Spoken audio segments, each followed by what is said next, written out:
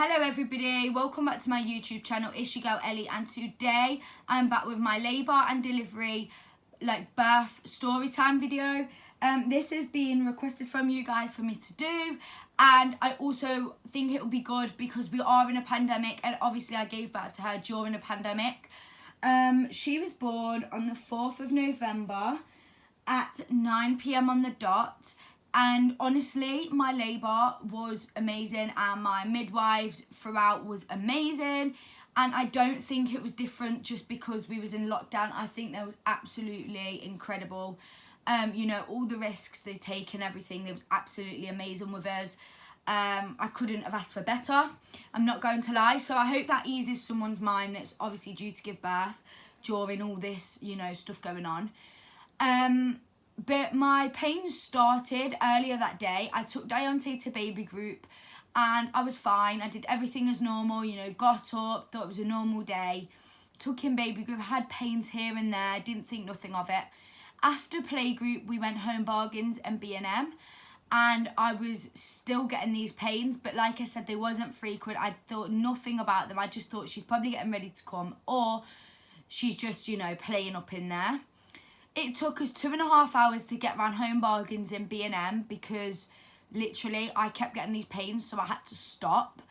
And I don't deal with pain well.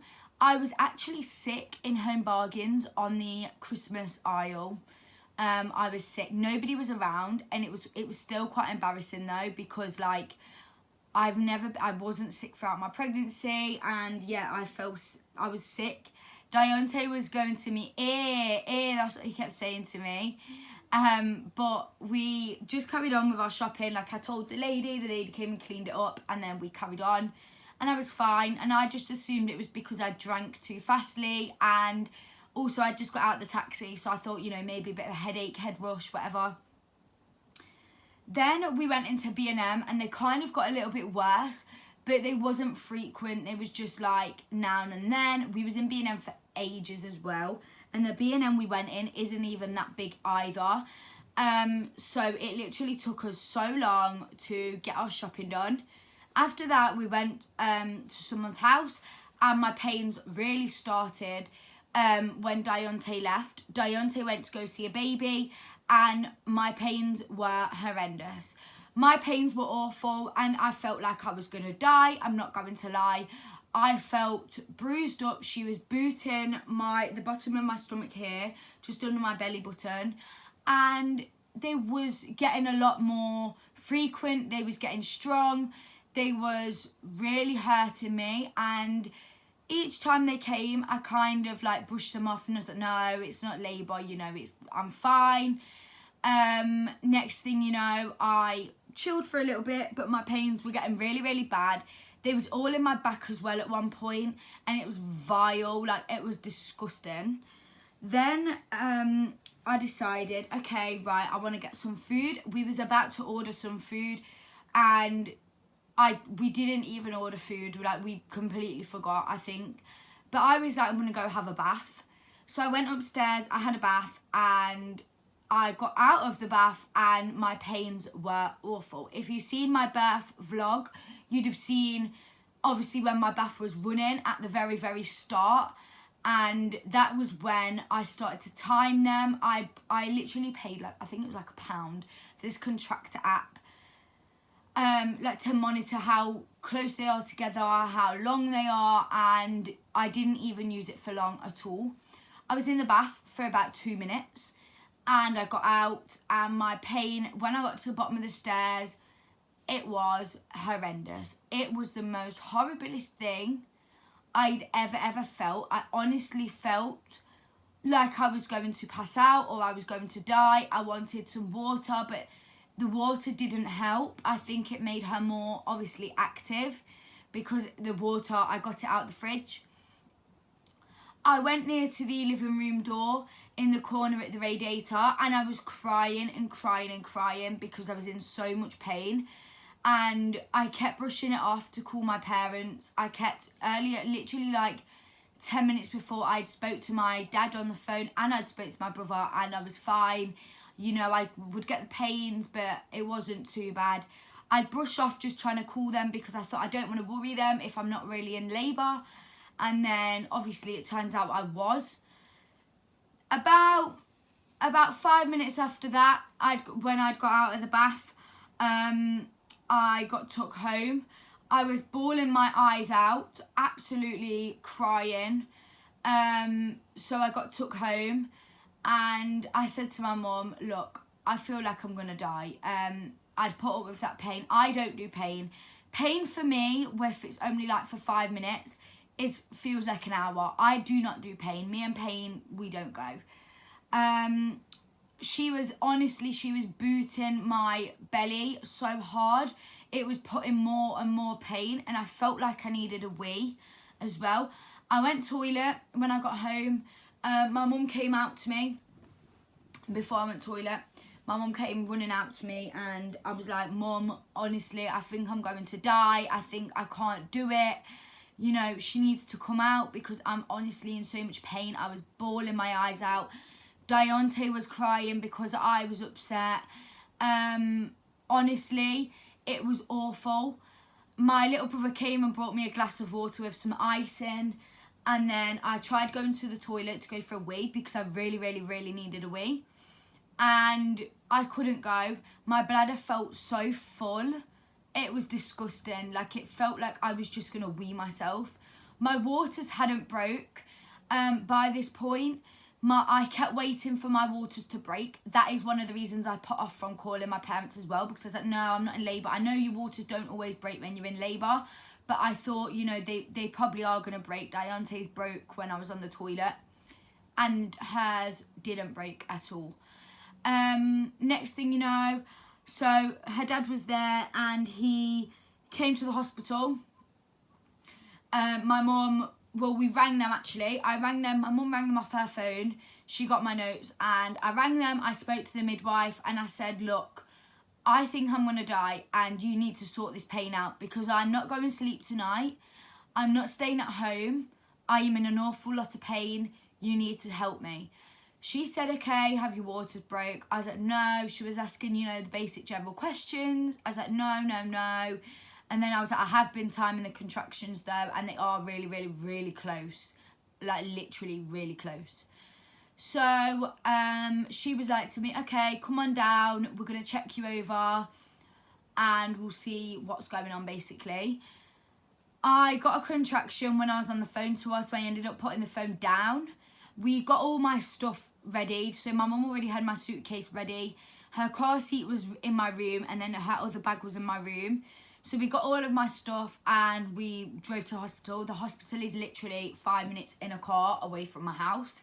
So we was really lucky because I would have, if I had stayed at home 10 minutes later, she would have been born at home. Altogether, I was in labour it was literally, I think it was like 31 minutes. I wasn't in labour long at all. It said on my paper, I'm sure it was only 31 minutes I was in labour for. It was so fast. And that was from the whole thing. So we was in the car on the way to the hospital and I rang my brother because I'd literally spoke to my brother like an hour, half hour before. And I said to him, like, I'm in labour. I think I'm in labour. And he was actually at the pub, obviously because they was closing that night and then now they're closed. So he was like telling his mates, oh my God, my sister's in labour. And yeah, and then I was like, hold on, I'm getting a contraction, put the phone down. And I felt like I was going to wee myself in my mum's car. I didn't know what to do. I didn't wee myself and every single light kept going red. It was so annoying because every single light we stopped at was going on red. So we got to the hospital and I got out. Her dad obviously helped me. My mum went to go park the car because obviously you can't just leave it outside. Because in case an ambulance or someone wants to come and park up if they're in an emergency too. So my mum had to find somewhere to park the car, but one of the car parks was shut, the one that was right next to the ward. So I went up in a wheelchair. The lady at the desk was actually taking ages to sort out my paperwork. Like, she was like, oh, have you been asked to come in? I was like, no, I've just turned up. Like, of course I've been asked to come in. She was then like, oh, do you know where you've got to go? I said, well, I'm in labour, so wherever that is. And I was quite rude because she was just taking the mick. Like, she was honestly taking ages to just sort out my things. Like, you see this every single day, people coming in saying they're in labour. Like, you know where to send them. So I was like, I've got to go to the delivery suite, the birth centre, whatever it was called. And her dad was getting, like, he was stood at the vending machine, like, in these drinks. So we went through and I was on a wheelchair. I was holding her car seat because it was really hard to push the wheelchair.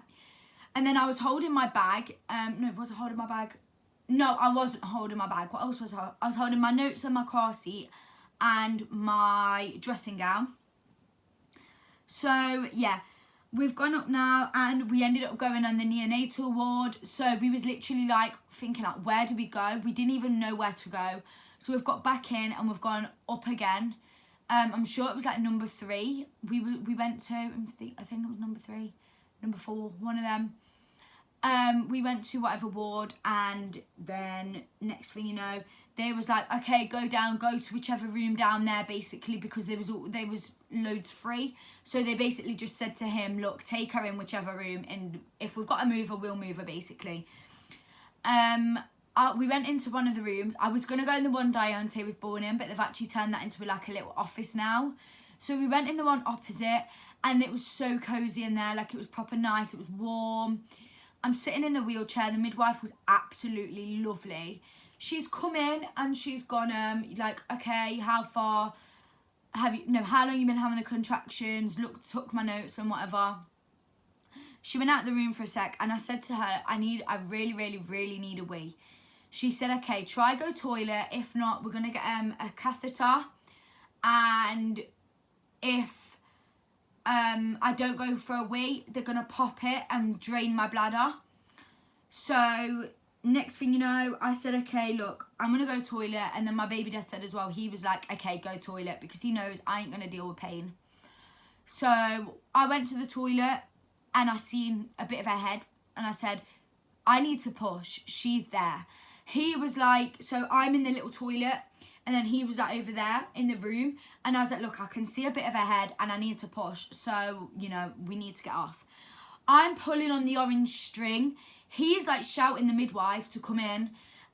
We're both like waiting for the midwife. She's come in and she said, okay, get on the bed. And she helped me get on the bed because I was like, I will not be able to get on that bed. I was scared I was going to hurt her little head.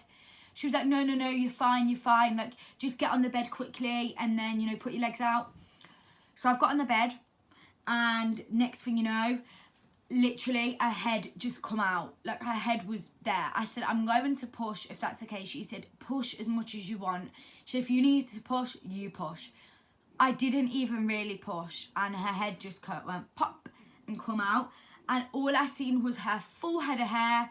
Her head was coming like out of me like that for a minute. And she looked like a turtle. So now her dad calls her a turtle. Because she was literally like a little turtle like that. Then next thing you know, obviously you guys see in the little clip. And I started screaming at one point. And they said, okay, if you're going to scream, basically, you need to do it so you're taking breaths. Because I was holding my breath. And they said it wasn't good for her. So we had to stop recording due to you're meant to sign all these papers. So you guys didn't get to see her actually come out. But she literally then was out and it felt strange. It felt weird. I'm not going to lie. Giving birth is a weird feeling. The contractions are the worst part. The actual pushing. She was literally out anyway. So I didn't really need to push. But she literally slid out of me. Like, she literally just went boop, boop, like that. Next thing you know, obviously she was on me. We did skin to skin. And it was the best thing ever. Obviously I didn't do it with Deontay. And I'm so glad I did it with her. It was honestly the best thing. She was so warm. She come out, she looked purple. She cried straight away. Her dad cut her cord, which was really, really nice. Yeah, he got to do that. And then she was there and they weighed her. So she was with me. We did skin to skin for a little bit. We left the cord attached for a little bit as well. And then I don't know if they cut the cord and then I delivered the placenta. I cannot remember.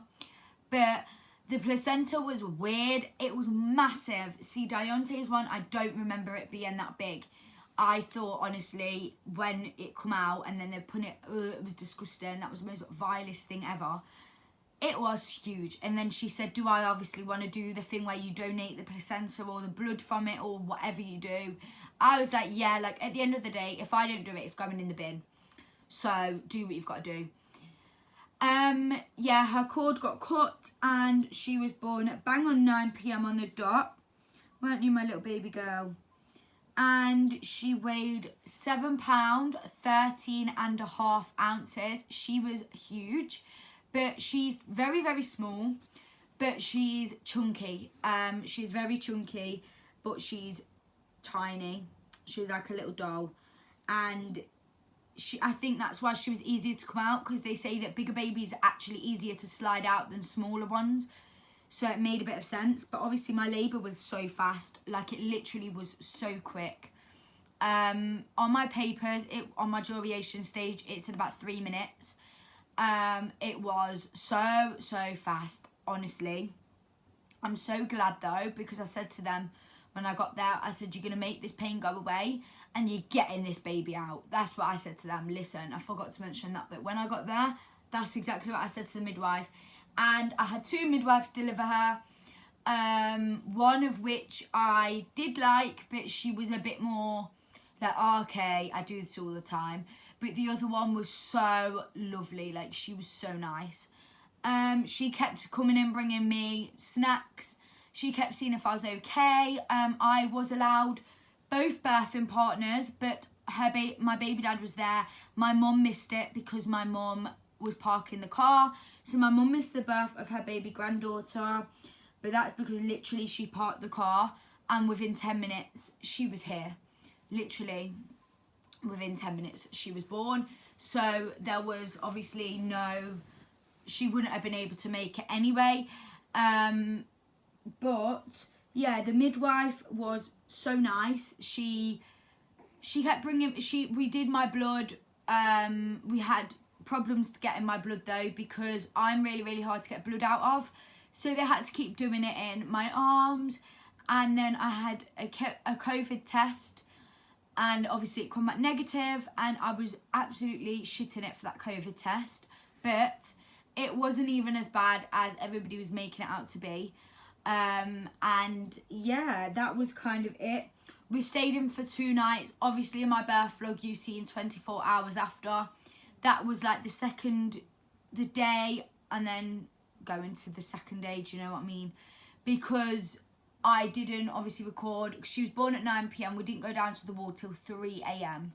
Honestly, because you have to stay for 6 hours on the delivery suite to make sure she's okay. Actually, her temperature did drop at one point, so me and her had to do skin to skin again for another hour. But she was fine, and yeah, it went up. Obviously, it was cold, and then it was warm in the room. And they said if it doesn't improve within an hour, they'll have to take her to the incubator. But she was fine. She was perfect. And yeah, so that is basically my labour and delivery story. There's nothing really more to it. I didn't have no pain relief. There was no time. I didn't even ask for any, to be fair, at the time, because it was just, it went out of my head. I didn't want an epidural anyway, so that didn't really matter. But I chose gas and air if I did want something, but obviously there was no time for me to have any gas and air or any pain relief at all. She literally just was there. So if I'd stayed on the toilet, she'd have been born on the toilet. But if I'd stayed at home, she'd have been a home birth baby. And then, yeah.